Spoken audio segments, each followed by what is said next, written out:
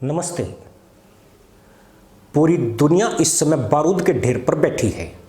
Ukraine और रूस के बीच की लड़ाई 3 साल में 2.5 लाख से ज़्यादा लोगों की जान ले चुकी है। इजराइल और हमास के बीच गाजा की धरती आग और लहू से भर चुकी है। भारत ने हाल ही में पाकिस्तान को ऐसी रणनीतिक चोट दी कि इस्लामाबाद के कंगूरे तक हिल गए और दक्षिण पूर्व एशिया में थाईलैंड और कंबोडिया सीमावाद की वजह से लड़ते लड़ते बच गए।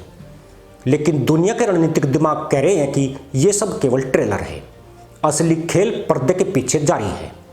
अमेरिका बनाम चीन, दुनिया की 2 सबसे बड़ी ताकतें, जिनके पास मिलकर $1.1 ट्रिलियन से ज़्यादा का रक्षा बजट और धरती के सबसे आधुनिक हथियार हैं, अब एक दूसरे को घेरने के लिए पूरी ताकत झोंक रहे हैं। इंडो पैसिफिक स्ट्रेटजी, ओकस मालाबार एक्सरसाइज और भी बहुत कुछ। यह सब उस गुप्त युद्ध का हिस्सा है जो दुनिया को हिलाने वाला है।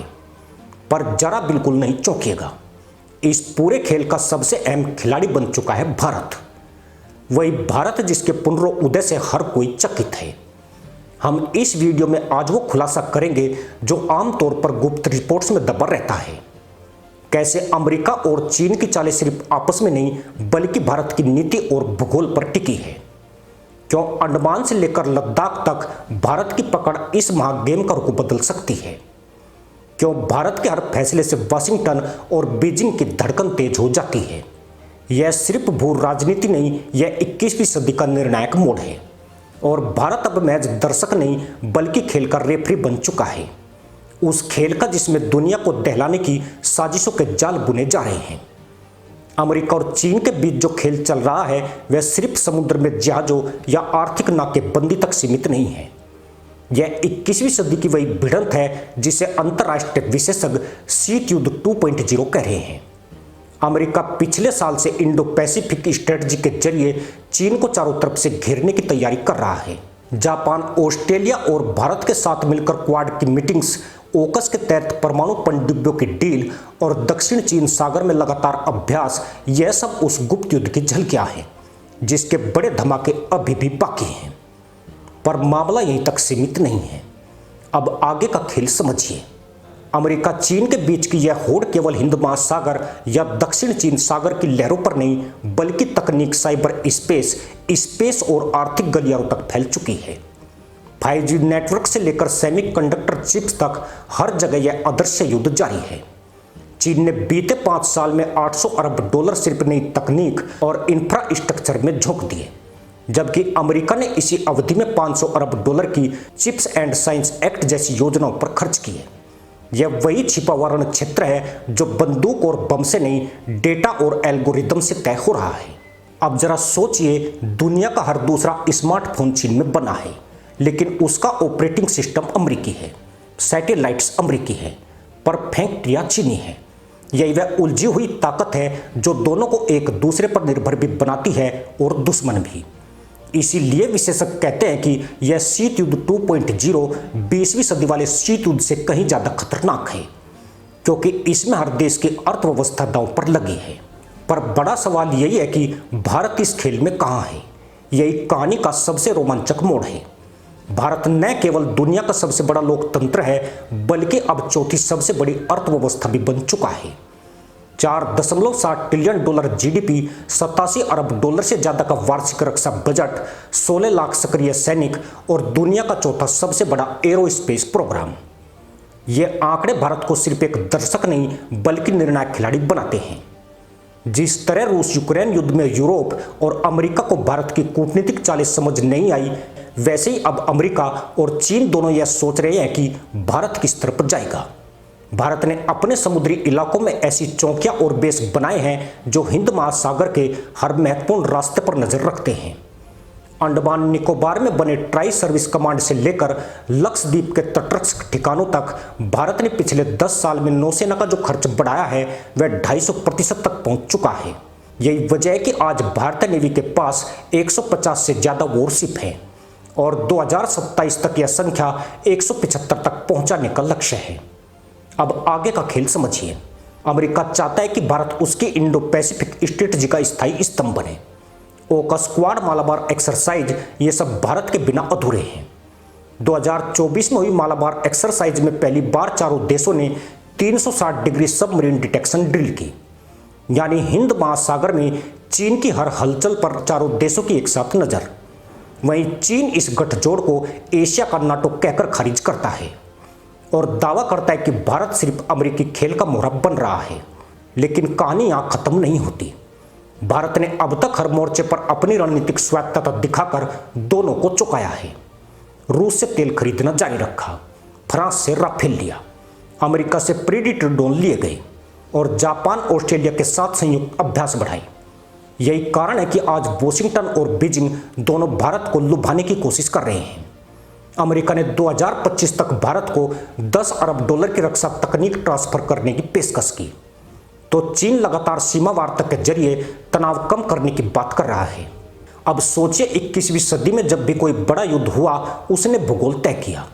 वियतनाम ने अमेरिकी शक्तियों को सीमित किया, अफगानिस्तान ने सोवियत संघ को तोड़ दिया और यूक्रेन रूस ने यूरोप की सुरक्षा व्यवस्था बदल दी।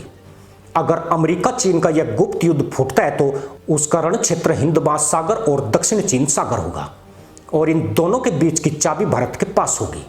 मलक्का स्ट्रेट, लुम्बिनी, अंडमान, चाबार, गवादर, ये सब नाम इस नए शीत युद्ध के मानचित्र पर लाल बिंदु की तरह चमक रहे हैं। पर्दा यहीं से उठना शुरू होता है।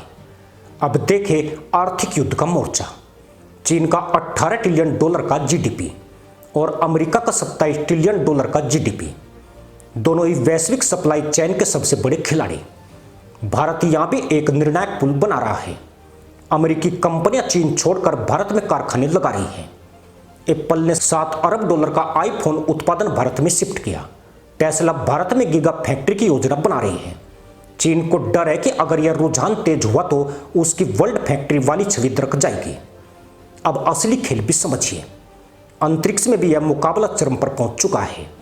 चीन के पास 700 से ज्यादा सक्रिय सैटेलाइट है, अमेरिका के पास 1700 से ज्यादा सैटेलाइट है।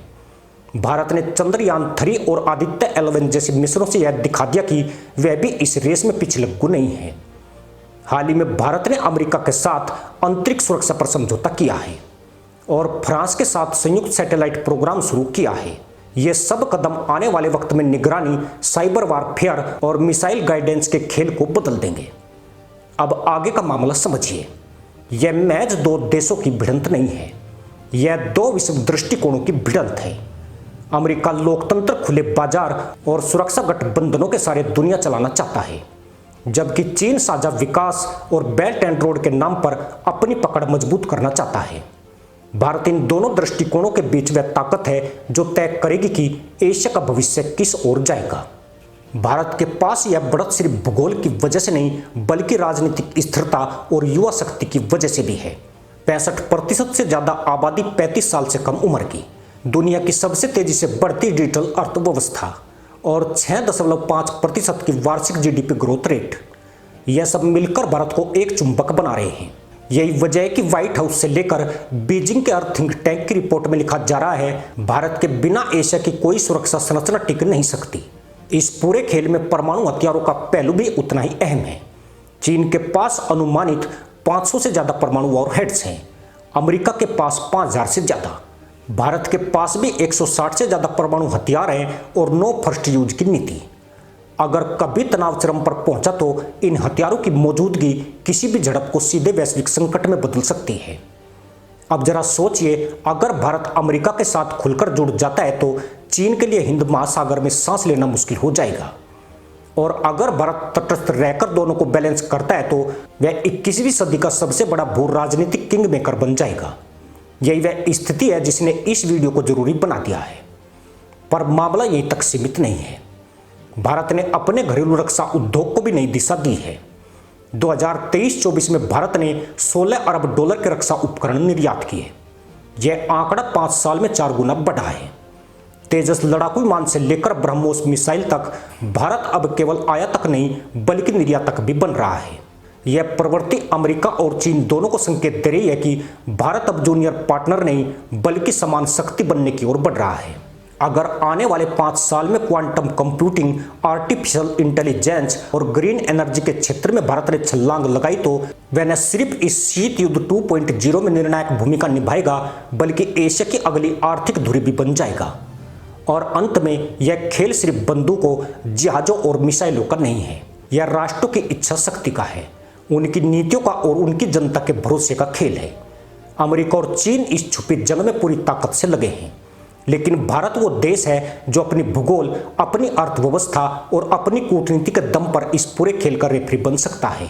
यही कारण है कि आने वाले वर्षों में जो भी बड़ा कदम उठेगा, उसकी गूंज दिल्ली से लेकर वाशिंगटन और बीजिंग तक सुनाई देगी। चीन अपनी बेल्ट एंड रोड इनिशिएटिव और गवादर से हम्बनटोटा तक के बंदरगाहों के जरिए हिंद महासागर में अपनी पकड़ मजबूत कर रहा है। वहीं अमेरिका ने सिर्फ इसी इलाके में अपनी नौसेना की 60% ताकत झोंक रखी है। हर हफ्ते 2-3 अमेरिकी जंगी जहाज दक्षिणी चीन सागर में गश्त करते हैं। इन सब के बीच सबसे अहम है भारत, जिसकी भू स्थिति सीधे इस पूरे गेम के केंद्र में बैठी है। भारत की भूमिका इतनी अहम क्यों है?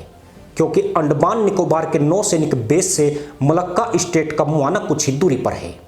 यही वह चौक पॉइंट है जहां से दुनिया का लगभग 60% समुद्री व्यापार गुजरता है और चीन का 80% तेल। अगर कभी तनाव बढ़ा तो यह स्ट्रेट चीन के लिए ऑक्सीजन पाइपलाइन बन सकता है और भारत के लिए उसकी नाक दबाने का बटन। यही वजह है कि अमेरिका भारत को अपनी तरफ खींचने में कोई कसर नहीं छोड़ रहा है। पिछले 2 साल में अमेरिका भारत के बीच रक्षा व्यापार $25 अरब पार कर चुका है और दोनों देशों ने मिलकर मालाबार एक्सरसाइज को ऐसा स्वरूप दिया है जिसमें जापान और ऑस्ट्रेलिया भी शामिल हैं। लेकिन कहानी यहाँ पर और दिलचस्प हो जाती है। भारत ने अमेरिका की हर बात मानने के बजाय रणनीतिक स्वायत्तता बनाए रखी है। रूस से S-400 मिसाइल सिस्टम खरीदा है, ईरान से चाबार पोर्ट को आगे बढ़ाया है और साथ ही अमेरिका के साथ लॉजिस्टिक्स एक्सचेंज एग्रीमेंट पर हस्ताक्षर किए। यह बैलेंसिंग एक्ट वॉशिंगटन और बीजिंग दोनों को हैरान कर रहा है। चीन को डर है कि अगर भारत अमेरिका के साथ पूरी तरह खड़ा हो गया तो हिंद महासागर में उसकी पूरी स्ट्रिंग ऑफ पेर्ल्स रणनीति ध्वस्त हो सकती है। इसीलिए कहा जा रहा है कि इस महायुद्ध की दिशा तय करने की ताकत किसी के पास है तो वह भारत के पास है। जिस दिन भारत खुलकर एक तरफ झुकेगा, उसी दिन इस गुप्त युद्ध का नतीजा साफ हो जाएगा। लेकिन अगर भारत अपनी चालें सोच समझकर खेलता रहा तो वह दोनों को अपने इर्द गिर्द खेलने पर मजबूर कर देगा। यही वजह है कि चीन ने पिछले साल से भारत के साथ सीमा पर झड़पें कम कर दी और अमेरिका ने भारत को उन्नत ड्रोन और रक्षा तकनीक देने की पेशकश की। इसी के साथ अनुमति दोस्तों, जय हिंद, वंदे मातरम।